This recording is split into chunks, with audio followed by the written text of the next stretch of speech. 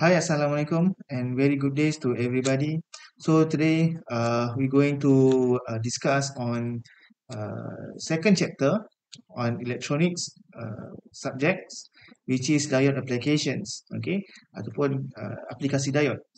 Okay, so kita lihat kepada subchapter pada kursus ini. Okay, the first one we are going to talking about the diode circuit analysis, and then some application of that diodes. Okay, which is rectifier circuits, clippers and clampers, Zener diodes, and power supply filter and regulators. Okay, first of all, there's some introduction on diode circuits, which is, as we know, uh, we have learned before this in chapter 1. We know that diode is an application of semiconductors. Okay, kita dah lihat kepada apakah itu semiconductors. Okay, and then the diode also can be used in AC and DC circuits.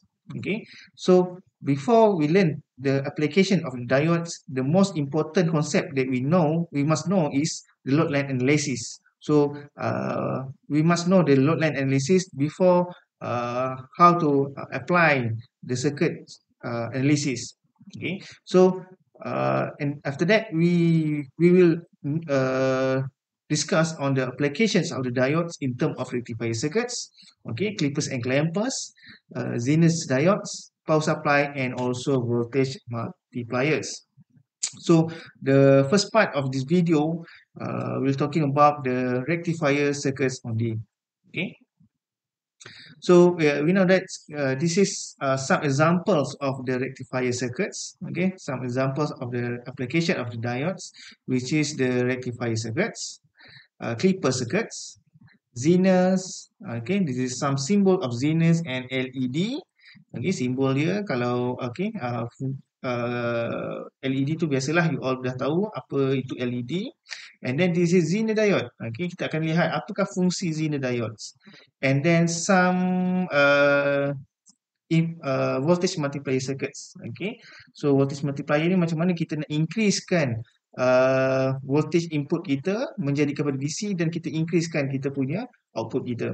Manakala rectifier ni fungsi dia adalah daripada AC kepada DC. Kita nak tukar daripada AC kepada DC circuits. Alright. So ini adalah kita punya load line analysis. Okay. Sebelum tu kita kena tahulah ini adalah topik untuk circuit and diode circuit analysis.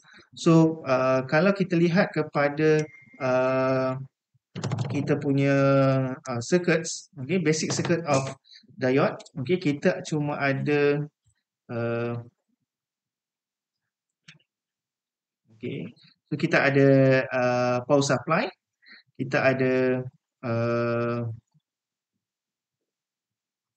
power supply, dan kemudian kita ada diode.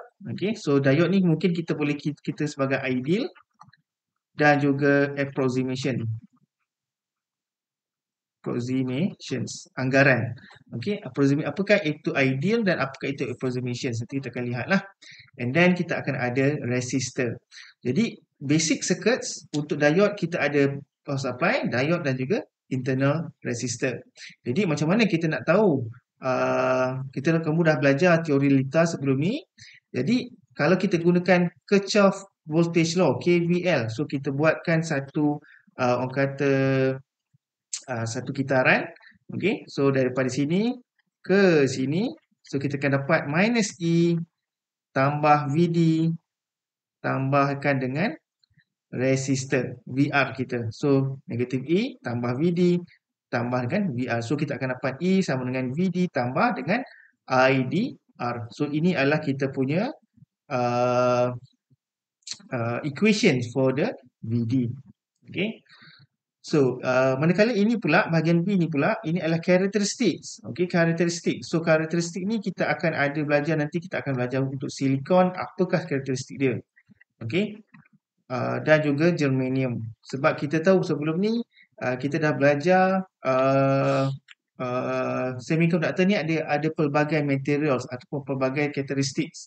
Okay, so ini adalah karakteristik dia. So kalau silikon mungkin dia punya start daripada 0 and active region dia akan berlaku pada 0.7 volts, manakala untuk germanium active region dia adalah pada 0.3.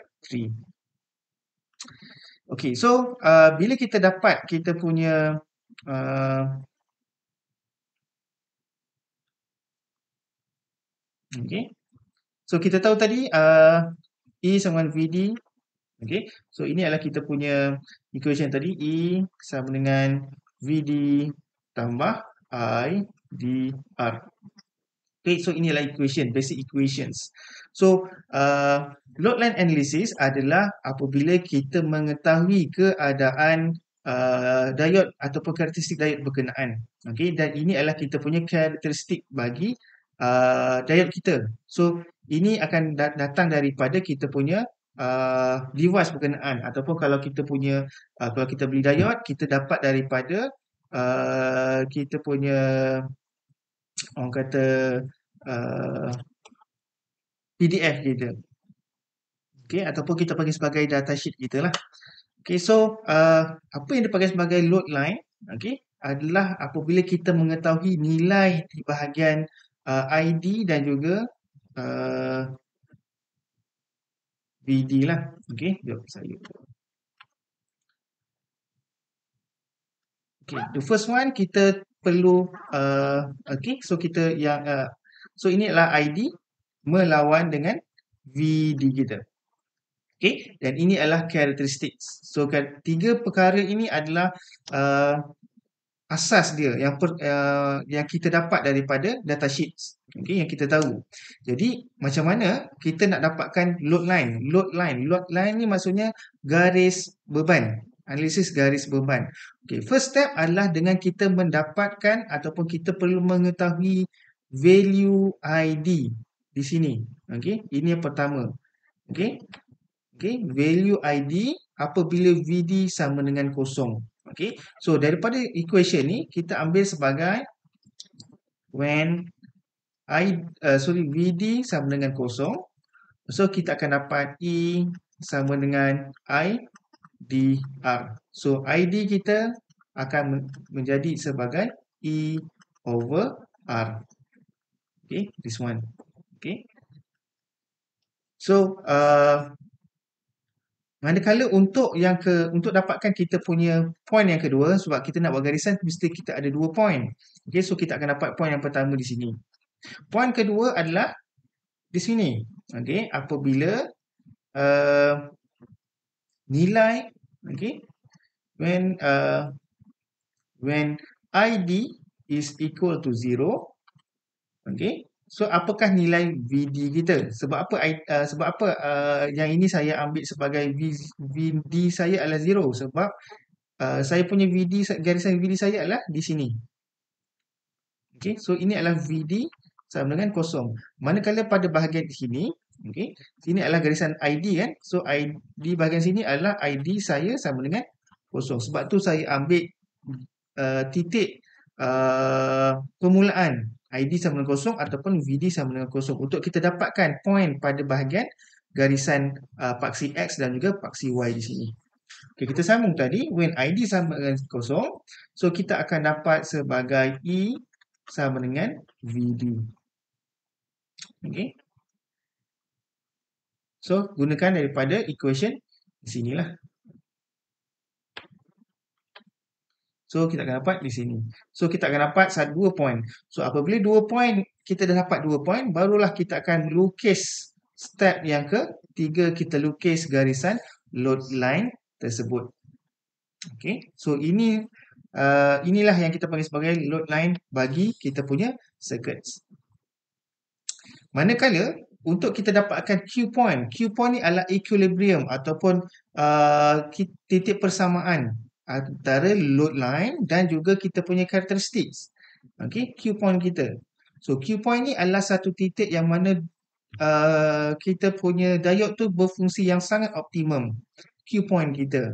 So apabila satu garisan, okay, antara load line dan juga karakteristik tu bersilang, ini adalah kita panggil sebagai Q point kita. Okay, so at Q point ni kita perlu tahu juga kita punya ID, dan juga VDQ, iaitu titik I dan juga titik V apabila diode kita berfungsi dengan sangat optimum. Okey, kalau yang ini tadi yang step 1 dan step 2 tu adalah apabila ID ataupun VD tu berkeadaan sifar ataupun kosong. So, dapat saja Q point ni kita dapatkan kita punya ID kita dan kita perlu dapatkan kita punya VD kita. Barulah kita akan dapat IDQ dan juga VDQ pada step yang ini step ketiga, ini step keempat, dan inilah step yang ke-5 dan juga step yang ke-6. Itu cara untuk kita dapatkan load line analysis. Load line analysis ni kita akan banyak gunakan pada chapter ketiga nantilah. Okey. Okey. Kita ambil satu contoh. Okey. Macam mana kita nak dapatkan? Kita nak bacakan satu load line analysis ni. Okay, so sebagai satu contoh, for a series diode configuration employing the diode characteristic of figure below, determine the VDQ and also IDQ. VDQ and IDQ. So kita tahu kita punya E kita adalah 10 volts, so VD kita adalah silicon. Kat sini ada silicon kan. So kalau VD for silicon is 0.7 volt. Okay. So kemudian R tu adalah 0.5 kilo ohms. Dan ini adalah karakteristik yang kita dapat daripada datasheet. Okay. Diberi. Okay. Kita tak perlu cari pun. Ini adalah diberi. It's given. From datasheet. Ataupun soalan lah. Okay. So macam mana kita nak buat? Okay. The first one adalah kita perlu gunakan KVL kita. Okay. So dari sini kita buat pusingan KVL kita. Okay. Minus E tambah VD tambahkan dengan VR. So VR kita adalah 0.5. Okay. Sama dengan kosong. So kita tahu ini adalah equation bagi kita punya KVL kita. So second step adalah kita perlu dapatkan. Okay. First step, find VD apabila sama dengan ID sama dengan kosong. Dan second step kita perlu find ID apabila VD sama dengan kosong. So bila kita dapatkan, kita akan dapat VD sama dengan 10 watt dan ID adalah sama dengan 20 ampere. And then kita plotkan third step, kita plotkan di sini 20 ampere. Okay, so ni di 20 actually this is 0.5 kilo. Okay, kilo ohms. Dan ini adalah kita akan dapat milliamperes. Okay, so 20 milliamperes. This one lah. Okay, and then VD is 10 volt. So kita point kat sini. And then kita dapat daripada graf daripada datasheet tu, kita plot sahaja kita punya load line analysis kita daripada sini sampailah ke sini. Dan kita akan dapat Q point kita. Okay. Sometimes kalau mendapatkan lebih tepat bacaan daripada graf, kita perlu gunakan graph paper lah untuk dapatkan. Tapi actually by calculation pun kita boleh gunakan. So nanti kita akan tengok macam mana kita nak dapatkan IDQ dan juga VDQ melalui calculations. Okay. Tadi saya ada sentuh berkenaan dengan silicon. Okay. Kita ada silicon di sini. Okay. Silicon. Tapi so, dalam calculation on diodes, we have three methods. 3 cara untuk kita kira circuits kita. Okay, mungkin kita boleh gunakan cara pertama ataupun cara pertama yang kita panggil sebagai first approximations, anggaran yang pertama, ataupun second approximations, ataupun third approximations. Okay. So, yang first approximation ni yang kita belajar pada chapter 1 sebelum ini. Okay, yang mana kita tahu diode adalah berfungsi sebagai circuit ataupun switch. Sama ada kalau forward bias dia akan secara on. Okay. Dan reverse bias dia akan bertindak sebagai off circuits. Manakala untuk second approximations, okay, ini kita perlu tahu, must know the materials of the diodes. Materials of diodes. Diode tu diperbuat daripada apa? Okey, dia ada ciri-ciri dia. So kalau diode tu diperbuat daripada germanium ataupun silikon, dia ada nilai kita panggil sebagai potential barrier. So have potential barrier. Okey, potential barrier ni adalah nilai bagi material berkenaan. So kalau kita ada silikon is 0.7 volts, manakala untuk germanium sama dengan 0.3 volts. Okey. Manakala untuk third approximation kita ada resistant ataupun internal resistant. Okey. So kalau kita buat KVL, KCL, dia mesti kita kira kita punya potential barrier dan juga resistance. Tapi kebiasaannya dalam kita punya calculation dalam subjek electronics ni kita akan gunakan mostly on second approximations. Okay, kita cuma consider on potential barrier sahaja tanpa kita consider kita punya resistance. Okay. So, ini adalah dia punya direct circuits analysis bagi silikon dan juga ideal. So, kalau ideal tu dia tak ada potential barrier. So, maksudnya daripada kosong, uh, ID apa ni current diode tu akan berfungsi apabila apabila voltage pada keadaan kosong dia akan berfungsi. Okey, tapi ideanya macam tak orang kata tak wujud ataupun tak relevan sebabnya diode tu diperbuat daripada material. So material tu dia mempunyai ciri-ciri yang berbeza. Okey. So kalau kita buat daripada mika ataupun silikon ataupun kaca, emas dan sebagainya, so dia akan ada ciri yang berlainan. Okey. Tapi kebiasaannya dalam situasi uh, dalam industri sekarang, kebanyakan manufacturer diode ni diperbuat daripada silikon. Okey, agak sukar untuk dapatkan germanium lah. So kalau dalam bentuk silikon dia akan ada satu potential barrier di sini. So pada keadaan 0.7 volt baru diode itu akan berfungsi lah. Okey. So ini dalam theoretical dia tegak sahaja. Tapi yang tadi kita tengok tadi nampak? Yang ini dalam actual. So daripada kosong dia akan ada step ataupun ada slope, dia akan barukan naik. Okay, 0.7. Okay. So kalau ini kalau dia tegak saja ni dia in theoretical lah. In practical dia akan jadi macam ini. Okay. So saya buat balik. Okay. So in theoretical dia akan jadi macam inilah.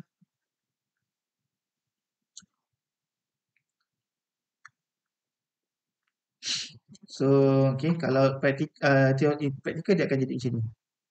Alright. So dia tegak macam ni lah. So in practical. Okay, keadaan sebenar lah.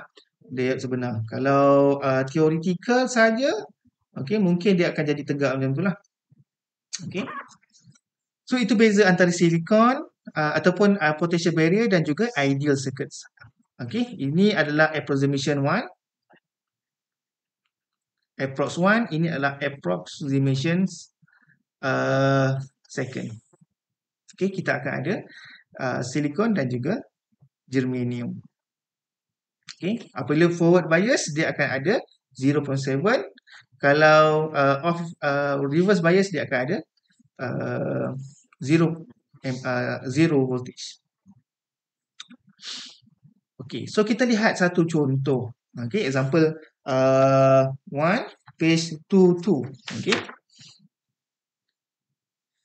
So kita lihat apa yang dinyatakan di situ. Okay. Okay, so kita lihat di sini kita ada E 10 volt. VD kita adalah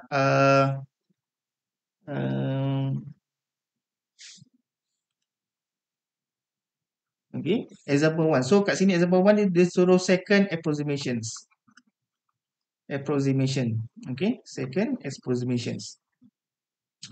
So kita gunakan second approximation by using silicon. Okay, so yang ini kalau second approximation kita boleh katakan dia sebagai this one lah. Kalau forward bias dia akan jadi macam gini. Okay. So apa dia akan jadi? So at this one dia akan ada, okay, point A, point B, dia akan jadi macam ginilah. Point A dan point B di sini. Dia akan jadi seperti ini. Satu switch dan juga satu voltage barrier. Iaitu di sini adalah VD kita. VD kita sama dengan 0.7 volts. Okay.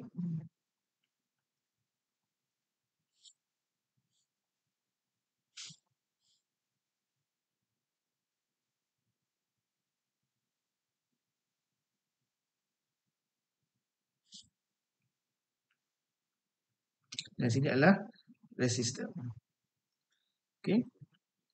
So, kena ingat, kalau diode fungsi, diode simbol dia adalah begini. So, ini adalah negative region dan ini adalah positive region. Okay. So, kalau ada tanda sempang ni adalah negative regions. Okay. So, kalau kita gunakan KVL, okay, so kat sini ada first kali adalah kita akan dapat negatif 10 volt. So kat sini ada 10 volt, negatif, positif. Tambahkan dengan VD kita.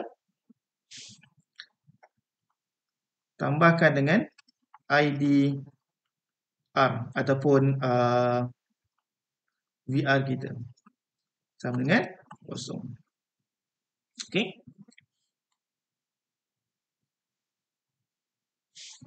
So R kita adalah 1 kilo ohms dan VD kita adalah so kita dengan menggunakan R sama dengan 1 kilo ohms dan VD kita adalah 0.7. So kita akan dapat negatif 10 volt tambah 0.7 tambah ID.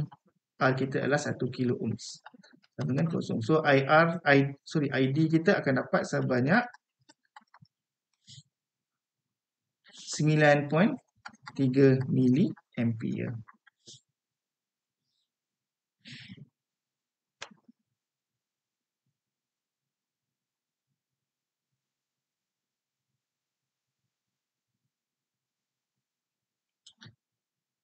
Okay, so itu caranya. Okay, untuk example kedua. Okay, so sekarang kita gunakan germanium. So germanium adalah positif, negatif 0.3 volts. Okay, so macam mana kita nak buat? Okay, kita gunakan pun sama juga digunakan second approximations. Second approximations. So kita tahu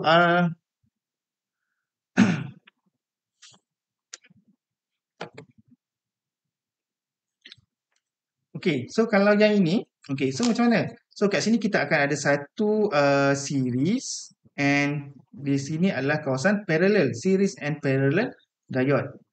So kalau kita belajar pada teori litar sebelum ni, kita akan ada Thevenin. Okay, kita akan ada Thevenin. Sorry. Okay, so kita ada Thevenin analysis. Okay, so macam mana kita dapatkan ni? So kat sini kita perlu dapatkan Thevenin analysis kita, iaitu at this region. Okay, so kita perlu dapatkan kita punya VTH. Kita perlu dapatkan VTH, kemudian kita perlu dapatkan satu RTH dan juga kita punya germanium kita. So kat sini kita ada RTH dan juga VTH. Sebab apa tadi? Sebab kita dah dapatkan kita punya VD kita. Okay. Okay, so macam mana dapatkan Thevenin? Okay, so kita perlu tahu RTH adalah litar. Okay, RTH apabila? Apabila kita punya berlaku apabila kita punya voltage source is of short circuits. Okay, kalau current source kita adalah open circuit. So ingat, so kalau RTH apabila kita punya voltage source, kita jadikan dia sebagai short circuits. Okay, so the short circuits kita akan dapat kita punya R1 dan juga R2 sama dengan R1 selarikan dengan R2. Okay, sebabnya yang ini kita dah jadikan selari. Sebab ini dia dah short, yang ini akan jadi selari. Okay, pandangan dari sinilah. Okay, ini kena belajar. Thevenin ni kena buka balik buku teori Lita. Okay, buka balik buku teori Lita yang belajar saya lepas. Apa itu Thevenin analysis. Okay, so R1, R2, so kita akan dapat 5.1 kilo selarikan dengan 4.7 kilo ohm. So kita akan dapat roughly about 2.446 ohms. Okay. So manakala VTH adalah sama dengan R2 dibahagikan dengan R1 tambah R2 darabkan dengan E kita. Okay. So kita akan dapat sebanyak R2 kita adalah 4.7 ohms dibahagikan dengan 4.7 kilo ohms. Okay.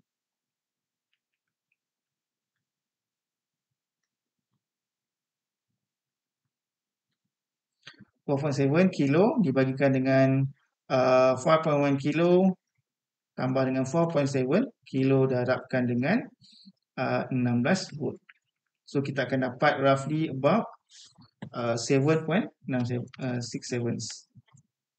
volt. Okay. So kita boleh tahu RTH, VTH kita berapa lah. So VTH kita adalah 7.767 volts and RTH kita adalah 2.446 ohms dan germanium adalah 0.3 volt. So kita boleh gunakan KVL kita untuk dapatkan ID kita berapalah. Okay. So by using KVL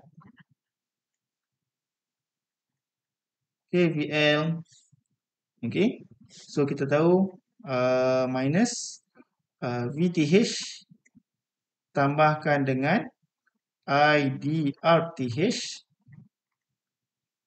tambahkan dengan VD sama dengan kosong. So VTH kita adalah negatif 7.67 tambahkan dengan ID RTH kita adalah 2.446 kilo.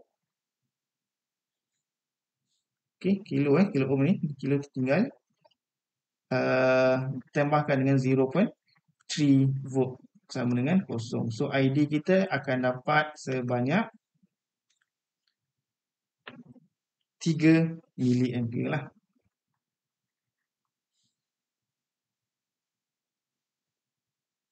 Okay, and VD kita adalah sama dengan 0.3 volt. Okay. Okay, ini pun pelajar perlu selesaikan untuk dapatkan kita punya KVL kita. So ini germanium 0.3 and then this is 0.7.